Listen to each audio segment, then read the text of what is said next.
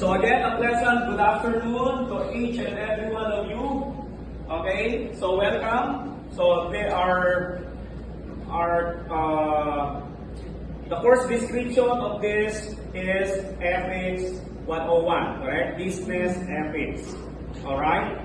So it's our first day, so I have to discuss with you the new vision and mission of LTU. So we were tasked to discuss this, okay, during the first meeting. Alright? So it says here, okay, truth and fortitude for God and country. Right? When you say fortitude, what do you understand about fortitude?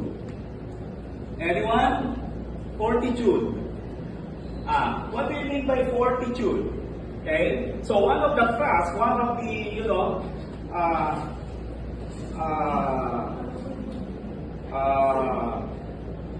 it's stated there in the slogan of LTU, okay, fortitude for God and country.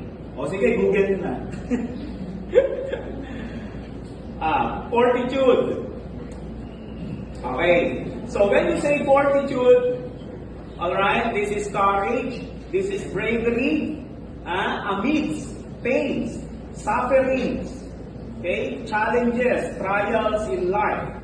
Okay? At one point in our lives, whether we like it or not, rich and poor alike, we're going to encounter different pains, sufferings, trials, challenges in our lives. Okay? Can we avoid those? No. Okay? Because we live in an imperfect world. Correct? Or correct?